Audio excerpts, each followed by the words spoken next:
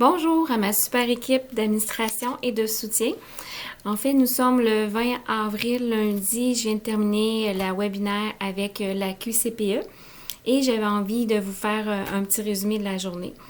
Je vous ai aussi envoyé une capsule vidéo du Conseil québécois. Il y a beaucoup de choses qui se répétaient dans la QCPE, mais je vais essayer de vous donner les informations qui n'étaient pas présentes dans le Conseil québécois. Alors, je commence. C'est sûr que c'est tout par écrit. Je vais vous lire quelques petits sujets.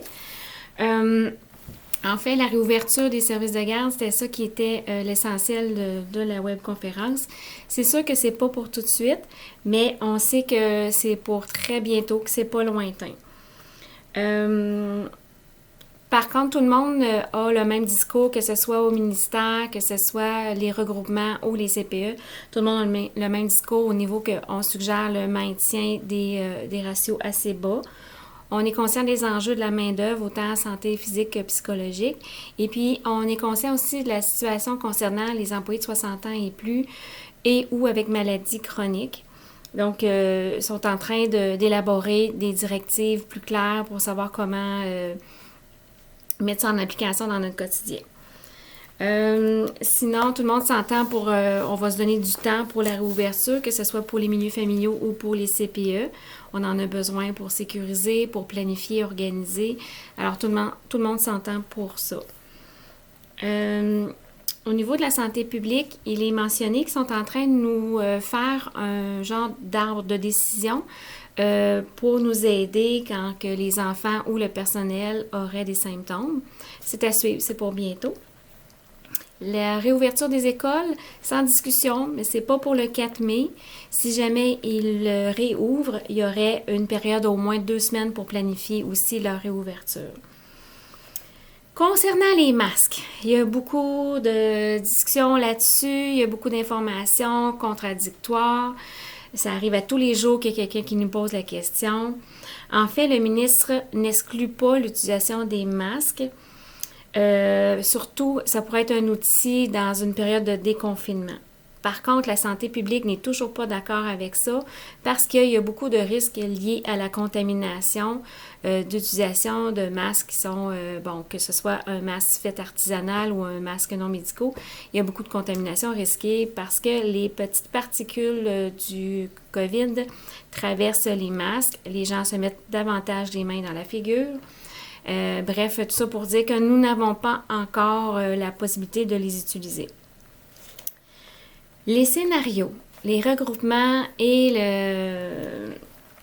le ministre sont en train de travailler sur des scénarios potentiels pour une réouverture. On avait demandé nous, les CPE, que nous soyons au courant avant la diffusion du scénario final au public. On vient nous dire que non, nous ne serons pas informés à l'avance. Par contre, on sera pisté par nos regroupements. Ils vont nous envoyer quelques informations à ce sujet-là. Tadam, tadam, tadam! Ce qui s'en vient, soyons prêts à écouter les points de presse cette semaine, parce qu'il semblerait que le scénario final serait diffusé ce mercredi de cette semaine. Alors, comme toujours, soyons à l'écoute afin de bien réagir et de bien faire la suite des choses. Après ça, il y a eu la période de questions. Est-ce que les autres acteurs du réseau devront ouvrir aussi? Les services de garde privés, on n'avait pas cette information-là. Les milieux familiaux, il semblerait qu'eux aussi feraient partie de la réouverture. On n'est pas surpris, là, ils nous avaient aussi consulté à ce sujet-là. Les personnes de 60 ans et plus, je vous en ai parlé tantôt, là, on attend à de l'information plus claire à ce sujet-là. Qu'est-ce qu'on fait si on reçoit des enfants vulnérables? Quel formulaire remplir?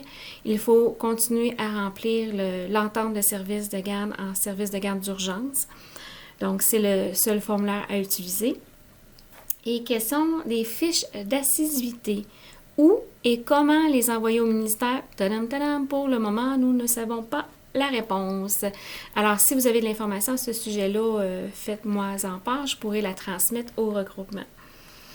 Le guide des bonnes pratiques a été mis à jour dernièrement, je crois que c'est jeudi dernier. Il y aura encore une mise à jour à venir. On est déjà en train de préparer la mise à jour concernant la réouverture.